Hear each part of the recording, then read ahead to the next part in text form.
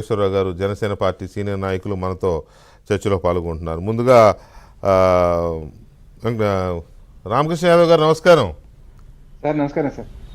ఏంటి మీ పార్టీ పగ్గాలు షర్మిల గారు చేపడుతున్నారు అనగానే వైసీపీలో ఎందుకు అంత జోష్ కనపడతా ఉంది? మీ పార్టీ నాయకులు కూడా ఓపెన్గానే చెప్తున్నారు, ఇప్పటికీ 30 మంది మాకు టచ్లోకి వచ్చారని, 32 మంది వచ్చారని చెప్తున్నారు. ఇవాళ చింతామోహన్ సీనియర్ మోస్ట్ లీడర్ ఆయన కూడా చెప్పారు 32 మంది ఎమ్మెల్యేలు టచ్లో ఉన్నారు, షర్మిల ఎంత తొందరగా బాధ్యతలు తీసుకుంటే అంత మంచిదని ఆయన కూడా అన్నారు. సో ఏంటి అసలు ఏం జరుగుతుంది? సార్ గుడ్ ఈవినింగ్ సార్, మీకు ప్యానెల్లో అంతకి అట్లాగే ఏపీఎన్ ప్రేక్షకులకి గుడ్ సరే. ఈవినింగ్. ఇవాళ చింతామోహన్ గారు 33 మంది టచ్ లోకి వచ్చారని వారు చెప్పడం, ఒక సీనియర్ కాంగ్రెస్ నాయకుడిగా షర్మిల గారు రాకని వారు కూడా మనస్ఫూర్తిగా స్వాగతించడం, ఇదంతా చూసాం. ఇదందరూ కూడా కాంగ్రెస్ పార్టీ కేడర్ అందరికీ ఒక సంతోషకరమైన విషయం. మీరు అడిగిన ప్రశ్న ఏమంటే వైసీపీలో ఎందుకు సంతోషకరమైన వాతావరణం కనపడతా ఉంది అంటే, సార్ అక్కడ దారుణమైన ఒక సబ్జెక్ట్ ని మనం గమనించాలి.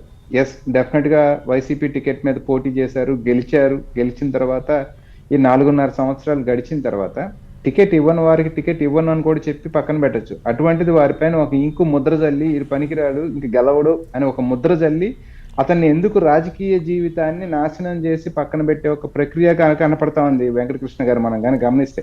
సో అటువంటి అవినీతి పరుడని, అసమర్థుడని ఈ రకమైన ముద్రలు పడుతున్నాయి. అది చాలా తప్పు కదా. ఇప్పుడు నీకు నచ్చితే భుజానికి ఎత్తుకున్నావు, నచ్చని రోజు ఎత్తి నేలకేసి కొట్టి అతన్ని మళ్ళీ ఆ కాన్స్టిట్యున్సీలో పనికి రాకుండా చేయాలి అనబడే ఒక కుట్రలో ఒక ఆపన్న హస్తంలో ఇవాళ కాంగ్రెస్ పార్టీ వాళ్ళందరికీ కనపడతా ఉంది. సరే, ఆపన్న హస్తంలో కాంగ్రెస్ పార్టీ కనపడతా ఉన్నా మళ్ళీ అక్కడ మనం ఎంతవరకు మనకేంటి సోర్సు పరిస్థితి అన్నప్పుడు షర్మిల గారు కూడా వచ్చి జాయిన్ అవుతున్నారు అన్నప్పుడు ఒక యాడెడ్ అడ్వాంటేజ్. ఆ రోజు వీళ్ళంతా చెప్పి అక్కడికి వెళ్ళింది ఏంటి, కాంగ్రెస్ పార్టీ ద్రోహం చేసింది, రాజన్న రాజ్యం స్థాపించడానికి జగనన్న అయితేనే సాధ్యపడుతుంది, కాబట్టి మేము రాజన్న రాజ్యం స్థాపించడానికి జగనన్న దగ్గరికి వెళ్ళామని వీరు చెప్పినప్పుడు, అవేది ఇవాళ నెరవేరినప్పుడు మళ్ళా రాజశేఖర రెడ్డి గారి బిడ్డ ఇక్కడ వచ్చి జాయిన్ అయ్యి డెఫినెట్ గా వారు ఏది కాంగ్రెస్ పార్టీ కళ్ళగన్న రాజన్న రాజ్యం కావచ్చు, ఇందిరమ్మ రాజ్యం కావచ్చు స్థాపించడానికి ఆవిడ రూపంలో ఏ పొజిషన్ లో ఆవిడ వస్తారు కానీ, బట్ ఆవిడ కాంగ్రెస్ పార్టీలో చేరి ఇక్కడ రావడానికి సిద్ధపడిన తరుణంలో ఒక ఆల్టర్నేట్ ప్లాట్ఫామ్ అనేది అంటే అక్కడ మోసగించబడ్డ తర్వాత రాజకీయ చరిత్ర, రాజకీయంగా ఎట్లా మళ్ళీ మనం ముందుకు ట్రావెల్ చేయాలి అనుకున్నప్పుడు ఒక ఆల్టర్నేట్ ప్లాట్ఫామ్ అనేది క్లియర్ కట్ గా ఇవాళ అక్కడ కనపడ్డప్పుడు అక్కడ వారు సంతోషాన్ని వ్యక్తం చేయటం జరుగుతోంది వైసీపీ శిబిరంలో.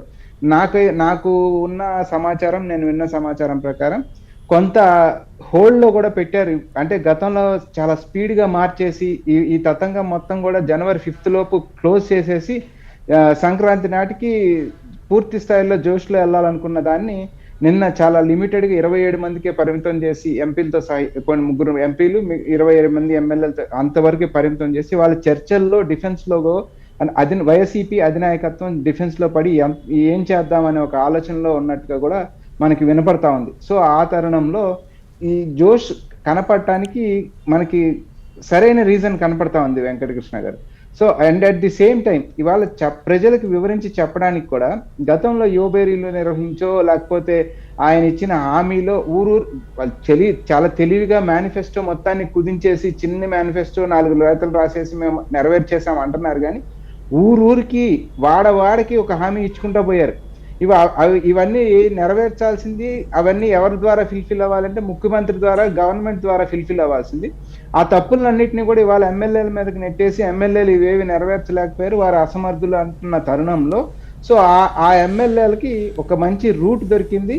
డెఫినెట్ గా కాంగ్రెస్ పార్టీ దాన్ని సద్వినియోగం చేసుకుంటా ఉంటుంది. నిజంగానే ఇప్పుడు మాట్లాడడం కాదు వెంకటకృష్ణ గారు, నాకు ఒక 1 month బ్యాకే మా పిసిసి ప్రెసిడెంట్ రుద్రరాజు గారు జనవరిలో మనకు పెను మార్పులు రాబోతా ఉన్నాయి, ఆల్రెడీ నాకు 20 మంది టచ్ లో ఉన్నారని వారు 1 month క్రితమే చెప్పారు, ప్రెస్ మీట్ లో చెప్పారు. So internal information PCC president గారి దగ్గర చాలా ఎక్కువ ఇన్ఫర్మేషన్ ఉంటది కాబట్టి బట్ ఓపెన్ గా డిస్క్లోజ్ చేయలేం. ఆ రోజే ఆయన ఆ మాట మాట్లాడారు.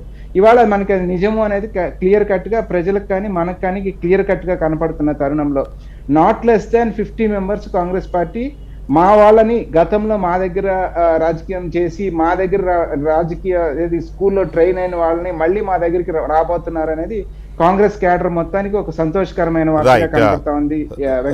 రామకృష్ణ గారు, ఒక్క నిమిషం. రామకృష్ణ గారు, పట్టాభి గారు గుడ్ ఈవినింగ్ అండి.